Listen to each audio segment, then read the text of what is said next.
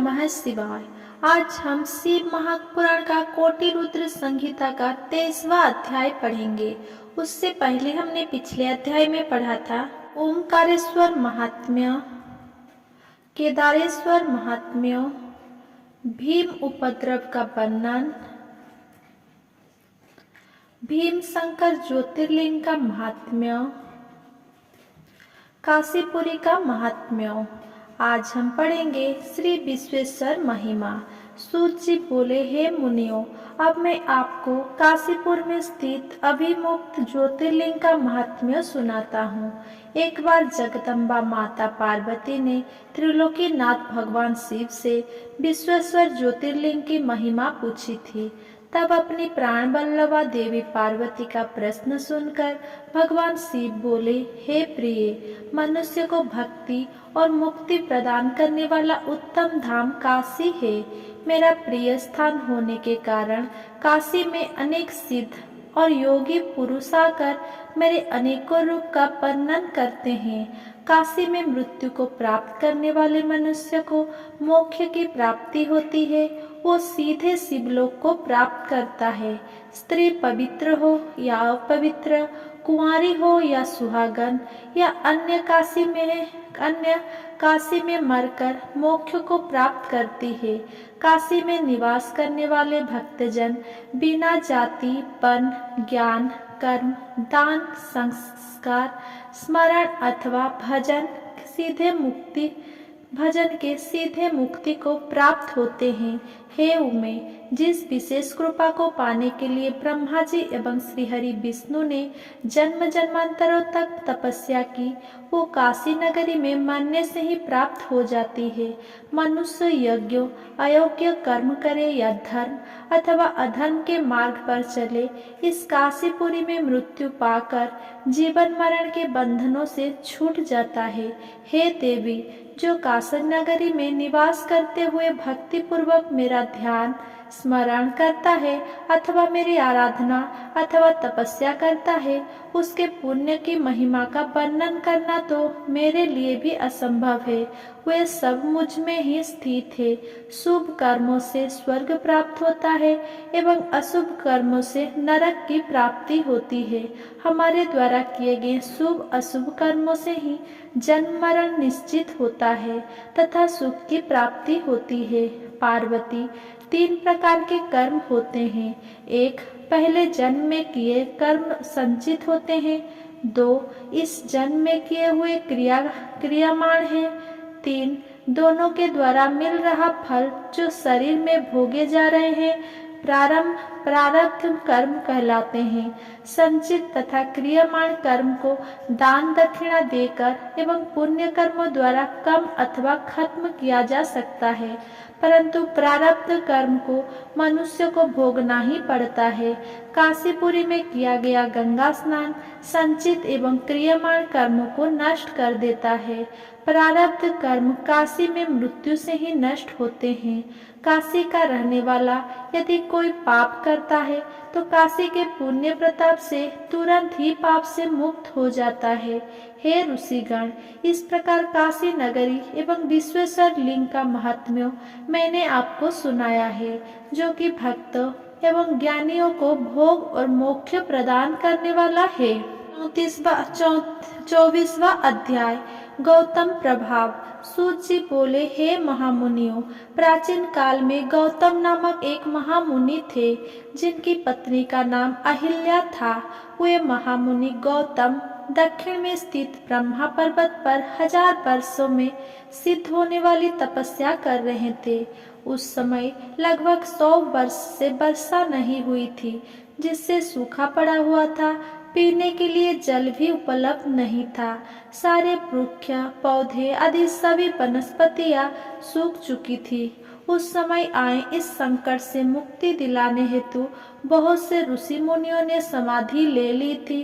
तब गौतम ऋषि ने इस वर्षा के संकट को दूर करने हेतु वर्षा के देव वरुण को प्रसन्न करने हेतु उनकी तपस्या करने आरंभ करी। गौतम ऋषि ने 6 महीने तक वरुण देव की घोर तपस्या की, जिससे वरुण देवता प्रसन्न हुए और उन्होंने गौतम ऋषि को साक्षात दर्शन दिए। वरुण देव बोले, हे गौतम ऋषि, मैं आपकी उत्तम भक्ति भावना से की गई तपस्या से बहुत संतुष्ट हुआ हूँ। मांगो, क्या वर मांगना चाहते हो? तब वरुण देव का प्रश्न सुनकर महर्षि गौतम बोले, हे वरुण देव, आप तो सर्वज्ञाता है। भगवान, आप जानते ही हैं कि वर्षा न होने के कारण संसार की सभी चराचर प्राणी व्याकुल है। इसीलिए सबकी परेशानियों एवं दुखों को दूर करने के लिए मैं चाहता हूँ कि वर्षा हो जाए। महर्षि गौतम को वर को सुनकर वरुण देव बोले कि मैं तो इस जगत के ईश्वर कल्याणकारी भगवान शिव के अधीन हूँ और उन्हीं के आज्ञा और प्रेरणा के फलस्वरूप कार्य करता हूँ।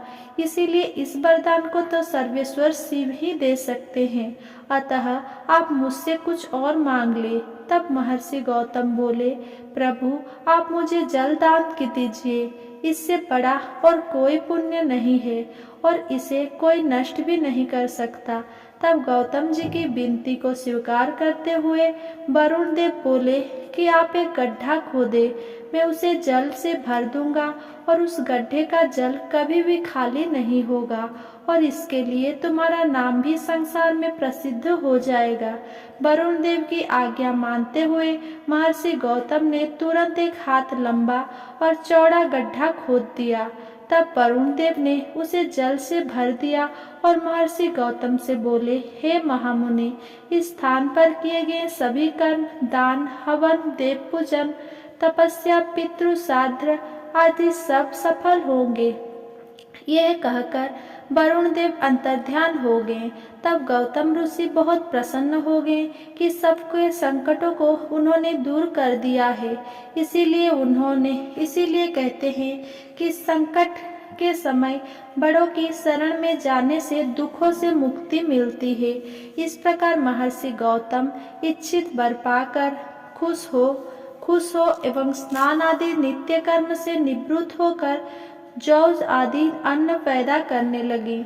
उस जल से सींचकर उन्होंने मुरझाए हुए वृक्षों एवं पौधे को पुनः लहलहा दिया। इस स्थान को छोड़कर चले गए सभी जीव पुनः लौट आए। महर्षि गौतम की परम कृपा से ये स्थान रिद्धि सिद्धियों से युक्त एवं सभी मनुष्य के लिए कल्याणकारी एवं सुखदायक हुआ। 25वां अध्याय। महर्षि गौतम को गो हत्या का दोष। सूत जी बोले, हे मुनियों, एक बार की बात है, महर्षि गौतम ने अपने शिष्यों को कमंडल में जल लाने के लिए भेजा। जब शिष्य जल लेने उस गड्ढे पर गए तो उस समय वहां कुछ ऋषि पत्नियां जल भरने आई हुई थी। उन्होंने गौतम ऋषि के शिष्यों को डांटकर बिना जल दिए ही वहां से भगा दिया। आश्रम जाकर शिष्यों ने सारी बातें गुरु पत्नी देवी अहल्या को बता दी।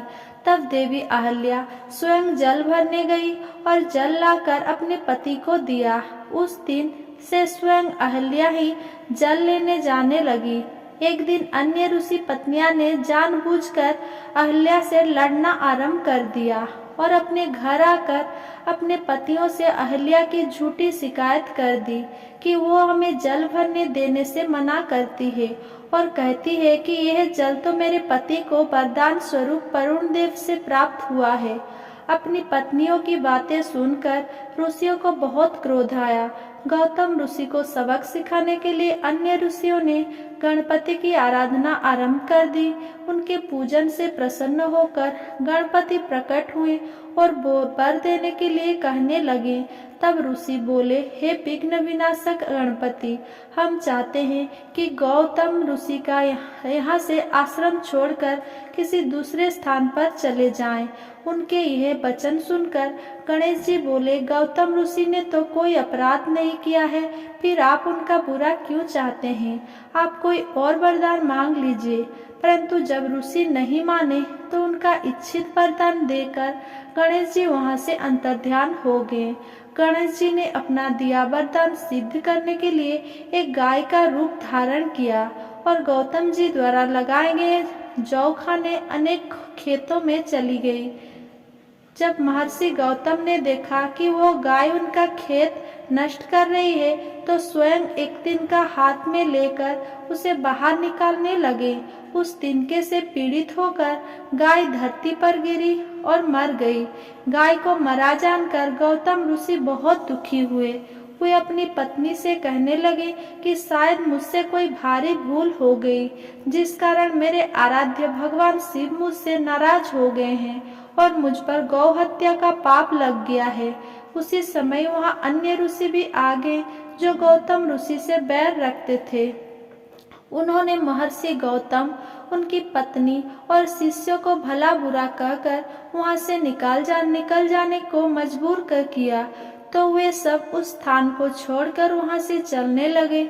उन्होंने उन ऋषियों से पूछा कि मेरे द्वारा की गई इस गौ हत्या का क्या प्रायश्चित होगा।